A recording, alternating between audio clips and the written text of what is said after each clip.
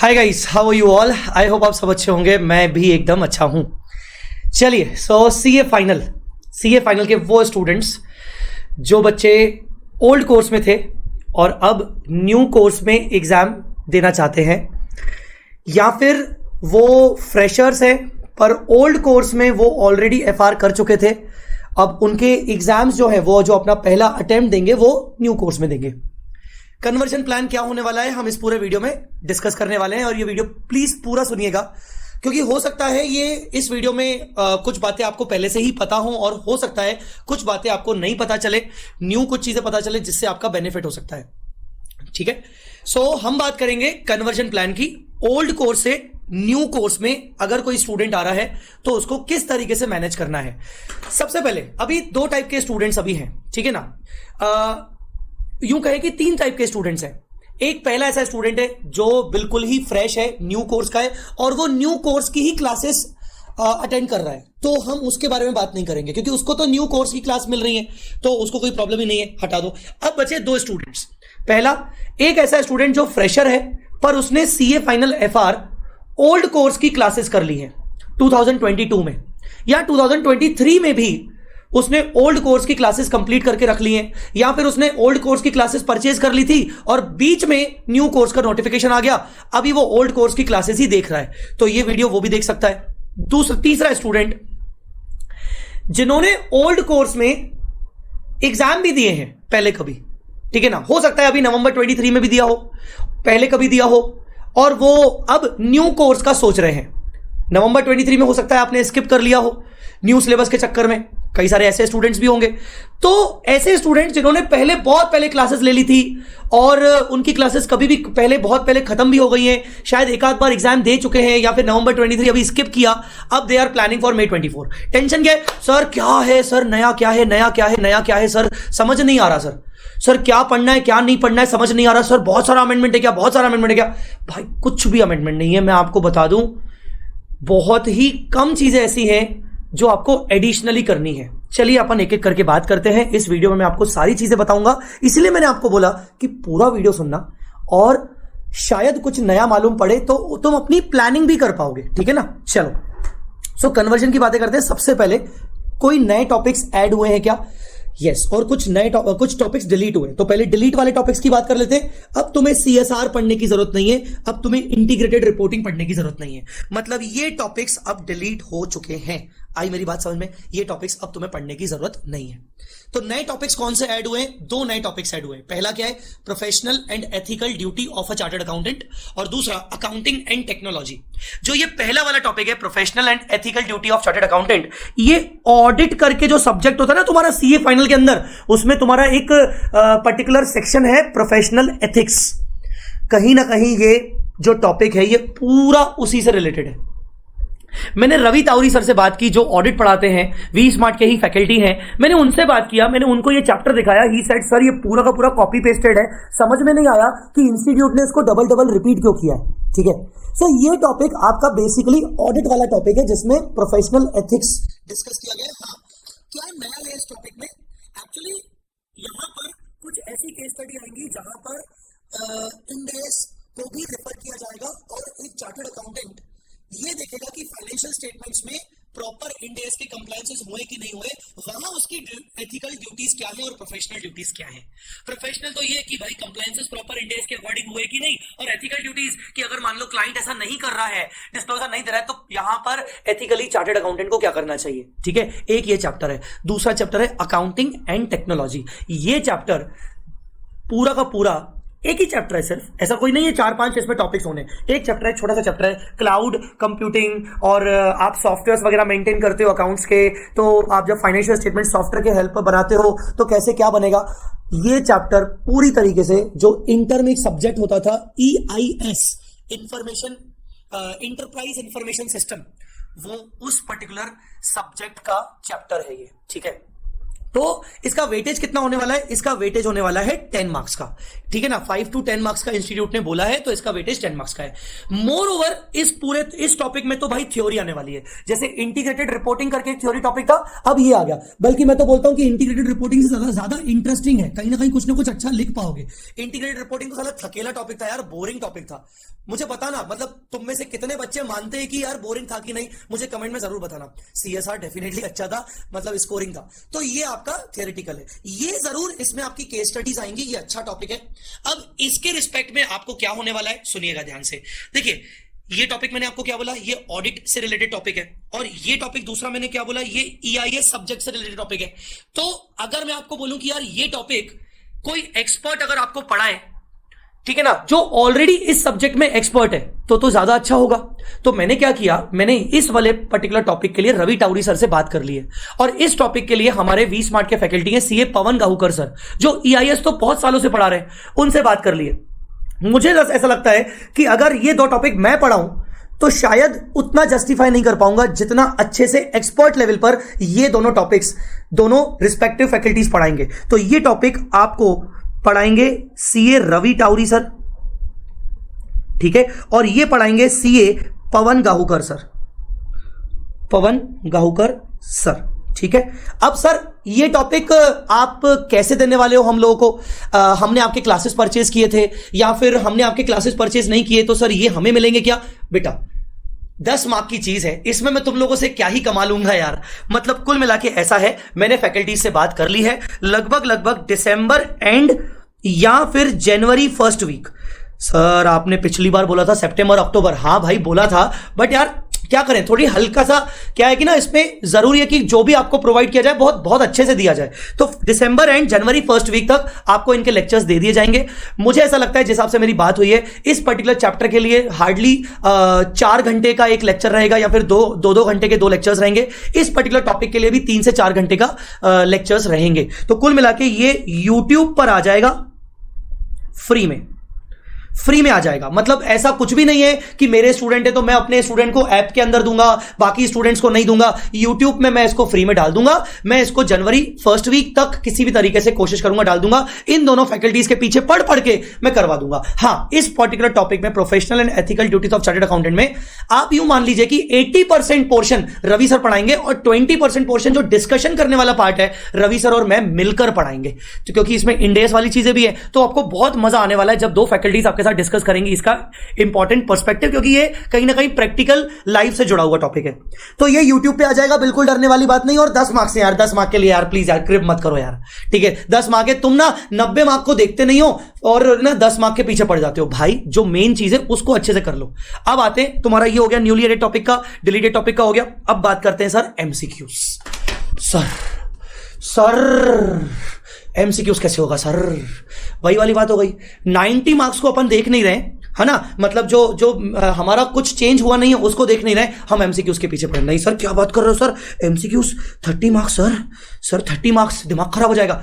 भाई सुनो, एमसीक्यूज के रिगार्डिंग मैं आपको बताऊं, अगर आपके कॉन्सेप्ट्स स्ट्रांग है तो मैं डेफिनेटली आपको श्योर करके बोल सकता हूं कि आपको एमसीक्यूज में प्रॉब्लम नहीं जाएगी। पॉइंट नंबर 1, आपको कंसेप्ट पर ध्यान रखना है, ठीक है ना। अब वो जमाना गया बेटा, न्यू कोर्स जब से आ गया ना, मैं आपको एक चीज लिख के दे रहा हूं, वो जमाना गया कि बस लेक्चर देखे और रट लिया और लिख के आ गए, बात खत्म। अभी का लास्ट एग्जाम नवंबर 23 का कैसा आया था एफआर का, आप सबको पता है, ठीक है ना। जो बच्चे एक्चुअली मैराथन के बेसिस पर निर्भर हो रहे थे उनकी बैंड बज गई। मतलब अब थोड़ा सा आपको डीप नॉलेज पढ़नी पड़ेगी, डीप नॉलेज लेनी पड़ेगी। तो अगर आपके कॉन्सेप्ट स्ट्रांग है तो आपसे एमसीक्यूज बन जाएंगे। Point number 1। Point number 2, sir MCQs ICI ने लॉन्च किए क्या अभी तक? देखो यार, अभी तक तो एमसीक्यूज आईसीआई ने लॉन्च नहीं किए जब तक मैं ये वीडियो बना रहा हूं, पर मुझे ऐसा लगता है कि बहुत जल्दी एमसीक्यूज आईसीआई भी लॉन्च करेगा, कुछ ना कुछ मटेरियल लेके आएगा। और जिस दिन मटेरियल लेके आएगा बहुत ही जल्द उसके बाद मैं उसके वीडियो डिस्कशंस आपके साथ शुरू कर लूंगा। आईसीआई जैसे ही एमसीक्यूज लेके आएगा मैं उसके वीडियो डिस्कशंस आपके साथ शुरू करूंगा, और वो भी फ्री में मिलेंगे वीडियो डिस्कशंस। डोंट वरी, ऐसा कुछ भी चार्जिंग नहीं होगी।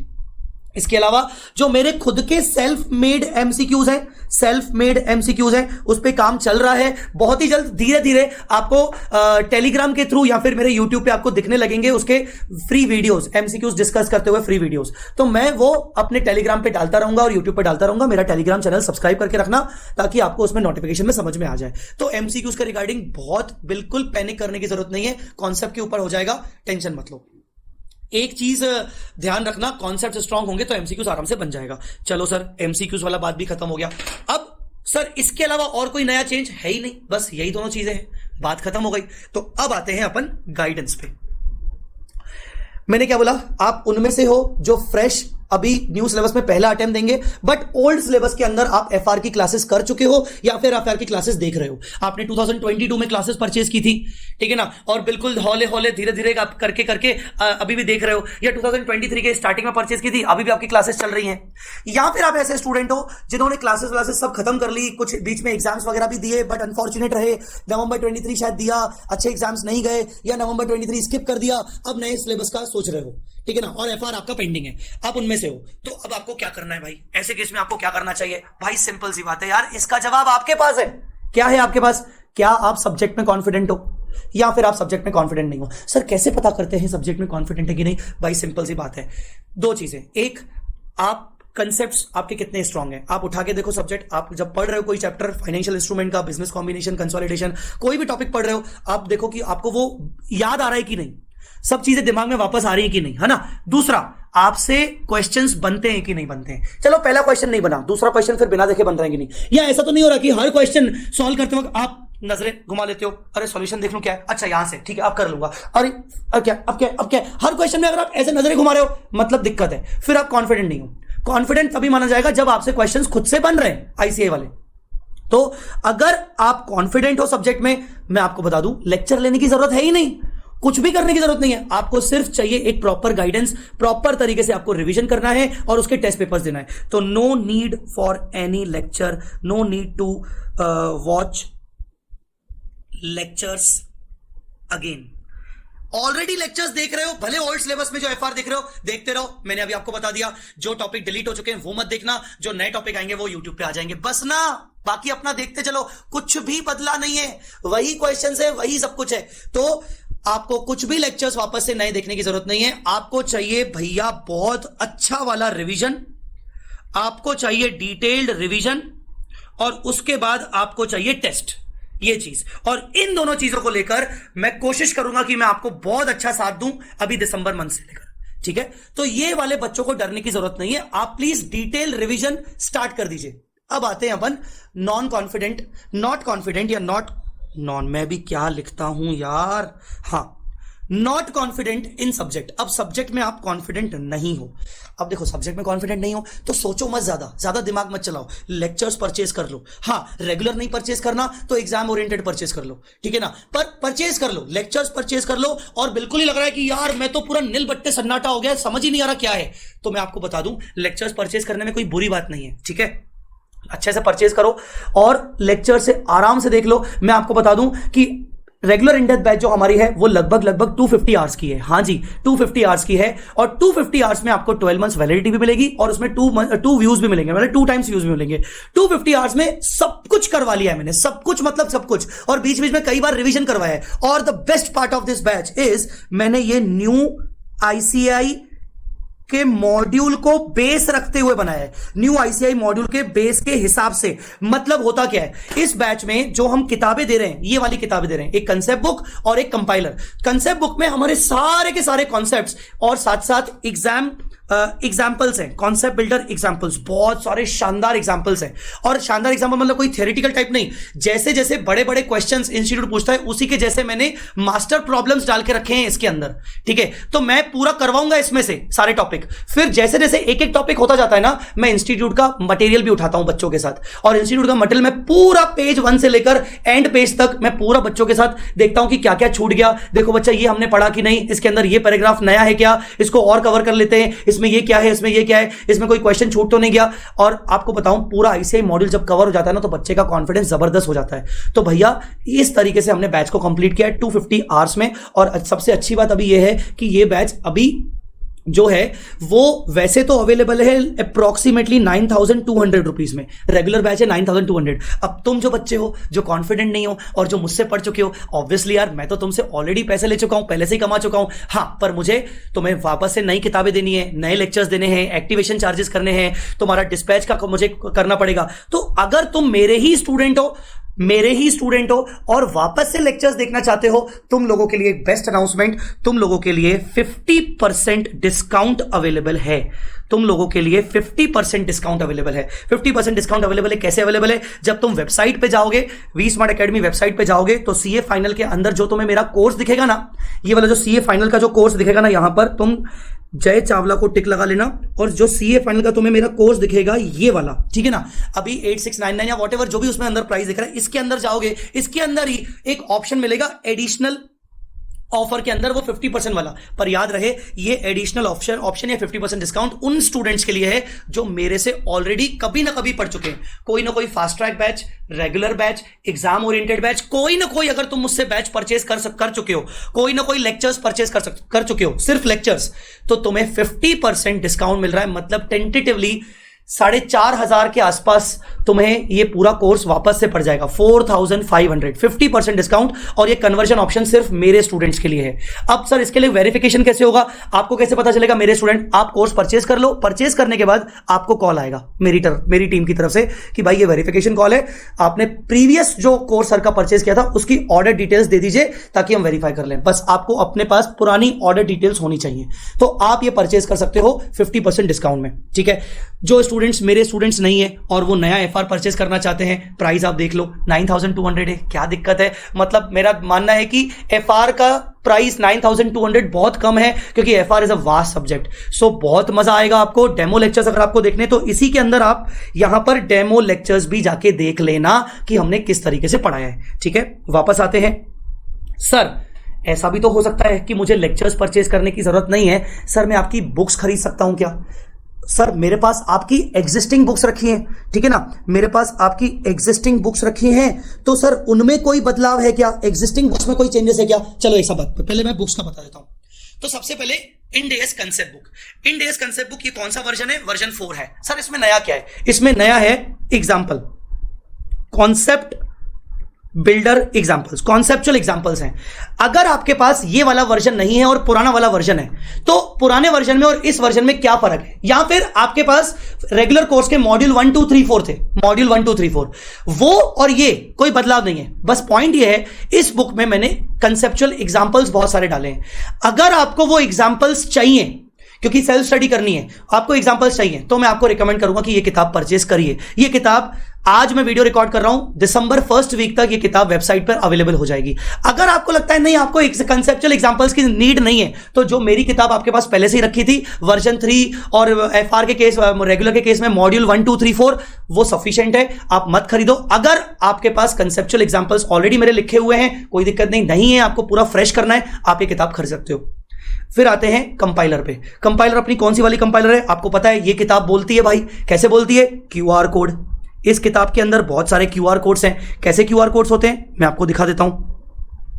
क्यूआर कोड कुछ ऐसे रहते हैं, क्वेश्चंस के बगल में आपको बहुत सारे एग्जाम ओरिएंटेड क्वेश्चंस के बगल में ऐसे क्यूआर कोड मिलेंगे। ये काम क्या करते हैं? बेसिकली आप अपने मोबाइल का कोई भी स्कैनर का जो एप्लीकेशन होता है या फिर थर्ड पार्टी एप्लीकेशन डाउनलोड करोगे और इससे स्कैन करोगे, तो ये क्वेश्चंस का वीडियो सोल्यूशन मैं आपको सॉल्व करवाना मिल जाऊंगा। यूट्यूब वाला लेक्चर आपको सामने दिख जाएगा और आप इसको अनलिमिटेड टाइम देख सकते हो। ऐसा हर क्वेश्चन के बगल में नहीं है, पर ऐसा बहुत अच्छे अच्छे क्वेश्चंस के बगल में है।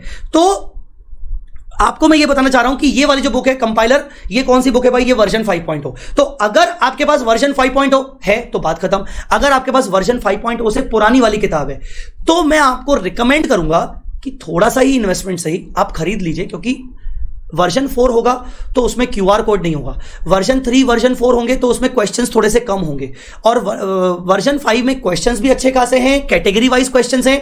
कैटेगरी वाइज किस तरीके से? कैटेगरी वाइज आप यूं समझो कि जैसे हम कोई भी चीज पढ़ते हैं, कोई भी टॉपिक पढ़ते हैं, फॉर एग्जाम्पल मैंने ये अपना क्वेश्चन बैंक निकाला, लेटस से मैंने अपना क्वेश्चन बैंक निकाला इंडेस 102 का, ठीक है, इंडेस 102 का मैंने क्वेश्चन बैंक निकाला, तो उसमें कैटेगरी वाइज हमने क्वेश्चंस डाले हुए हैं कि भाई इक्विटी सेटल्ड ट्रांजेक्शंस के क्वेश्चन एक साथ 200 सीरीज में, फिर कैश सेटल्ड ट्रांजेक्शंस के क्वेश्चंस एक साथ, फिर equity with cash alternative questions एक साथ। क्या होगा ना, ये कैटेगरी वाइज क्वेश्चन आपको एग्जाम में बहुत काम आता है। अभी नवंबर 23 में भी जिन बच्चों के पास ये किताब थी उनको बहुत काम आया।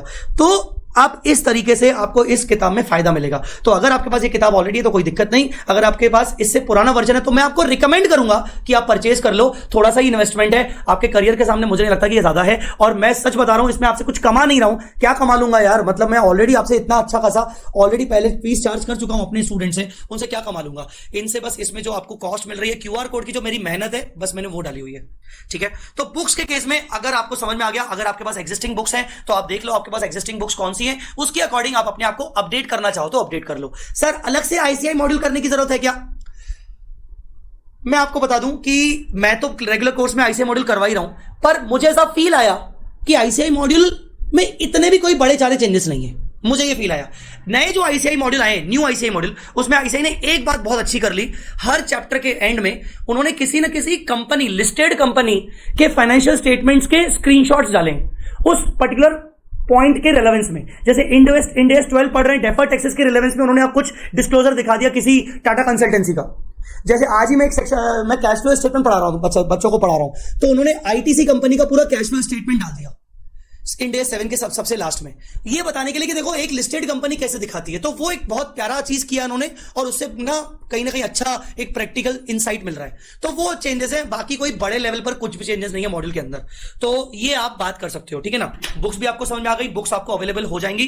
कंपाइलर अभी करंटली अवेलेबल है, और इंडेस कंसेप्ट बुक जो है वो दिसंबर फर्स्ट वीक तक डेफिनेटली अवेलेबल हो जाएगी। अब बात करते हैं कि सर आप नए रिवीजन वीडियोस कब ला रहे हो, सर आप क्या क्या लाने वाले हो। हाँ, तो नए रिवीजन वीडियोस बहुत ही जल्द आने वाले हैं, दिसंबर के मंथ से। हो सकता है कुछ एक दो वीडियोस तो नवंबर एंडिंग से ही आना शुरू हो जाए। तो नए revision videos brand new as per the new syllabus, नए रिवीजन वीडियोस भी आएंगे। अगर आप अपना रिवीजन प्लान कर रहे हो दिसंबर से लेकर, तो नए रिवीजन वीडियोस आप साथ साथ देख सकते हो। प्लस इस बार अच्छी बात, ऑडियो रिवीजन, क्या लिखता मैं, ऑडियो नहीं, ऑडिट नहीं, ऑडियो, हाँ ऑडियो रिविजन्स भी आने वाले हैं। ऑडियो रिविजन्स बल्कि मैं धीरे धीरे करके रिकॉर्ड करता जा रहा हूं, और ये जो ऑडियो रिविजन्स हैं इनका लिंक मैं इस वीडियो के डिस्क्रिप्शन में डाल रहा हूं। मुझे जरूर फीडबैक दीजिएगा कि आपको ऑडियो रिविजन्स कैसे लगे। मैंने कुछ टॉपिक्स के ऑडियो रिविजन्स डाले हैं, बाकी न्यू रिविजन वीडियो सीरीज भी आने वाली है। सो ओवरऑल मुझे लगता है कि आपको ये पूरा इन डेप्थ समझ में आ गया होगा कि हम किस तरीके से हमें न्यू सिलेबस के अंदर कन्वर्जन अपना करना है। मोरल ऑफ द स्टोरी, चलो सारी बातें हो गई सर, अब मोरल ऑफ द स्टोरी बताओ। डरने की बात नहीं है, नंबर 1, क्योंकि कुछ खास बड़े चेंजेस नहीं है। अच्छा सर, जो एग्जिस्टिंग टॉपिक है उसमें कोई अमेंडमेंट्स नहीं, कुछ खास अमेंडमेंट्स नहीं है, आप जैसा पढ़ रहे हो वो पढ़ते हुए चलो। तो पॉइंट नंबर 1, कुछ भी नया नहीं है, डरने की बात नहीं। 2 छोटे छोटे चैप्टर हैं, आपको मिल जाएंगे। एमसीक्यूज को लेकर बिल्कुल मत डरो, एमसीक्यूज इंस्टीट्यूट भी लाएगा और हम भी आपके साथ डिस्कस करेंगे। कंसेप्ट स्ट्रांग रखो, सब हो जाएगा, ठीक है। लेक्चर्स खरीदने नहीं खरीदने वो मैंने आपको बता दिया, अपने ऊपर कॉन्फिडेंस रखो। अभी हो क्या रहा है, ये वीडियो शायद थोड़ा सा लंबा जा रहा है, बट मैं कुछ बात जरूर करना चाहूंगा आपसे। सर बस इतने टाइम में वीडियो कर लूं, सर ये क्लास अभी कर लूंगा, फिर उसके बाद इतना कर लूंगा, सर जनवरी एंड तक कोर्स कंप्लीट करके 4 सब्जेक्ट कर लूं, कितना हो जाएगा। Everyone is concentrating on completion of video lectures. बस वीडियो लेक्चर्स देख लो, वीडियो लेक्चर्स देख लो, वीडियो लेक्चर्स देख लो, completion. Nobody is focusing on test. Nobody is focusing on self improvement. आपको अगर ये बात सच लगती है तो आप मुझे बताना जरूर कमेंट में। हर कोई बस कर लेंगे कर लेंगे कर लेंगे, बाद में कर लेंगे, बाद में कर लेंगे, बस यही चल रहा है। टाइम नहीं है सर, टाइम सबके पास है, पर हम प्रॉपर अपना टाइम मैनेजमेंट कर नहीं पा रहे। और क्या लग रहा है, बस वीडियो देख लो, वीडियो देख लो, वीडियो देख लो। नवंबर 23 का पेपर उठा के देख लेना, अगर बस वीडियो देख लो के बेसिस पर अगर करोगे ना तो हाल वैसा ही होगा। खुद का सेल्फ एनालिसिस करिए, रिविजन्स करिए, टेस्ट दीजिए, और एक लेक्चर देखने के बाद अगले लेक्चर पे शिफ्ट मत होइए। बच्चे लोग क्या सोच रहे हैं, दिन में 2 लेक्चर देख लूंगा सर, 1 महीने में खत्म कर लूं, सर इतनी देर में कर लूं, सर इतनी देर में कर लूं, सर वैसे कर लूं। अरे यार क्या चल रहा है भाई तेरे साथ। तू एक लेक्चर कंप्लीट कर, उसके बाद तू प्रैक्टिस तो कर, तू 2 4 5 क्वेश्चंस की प्रैक्टिस तो कर। तू बस लेक्चर पे लेक्चर देखते जा रहा है, नहीं होने वाला है, मैं तेरे को बता रहा हूं। And if you guys are agree with me, please comment section में कमेंट करिए कि हाँ वाकई में आप लोग ये प्रॉब्लम हो रहा है कि नहीं हो रहा है। एक लेक्चर देखो, उसके बाद उसकी प्रैक्टिस करो यार। सर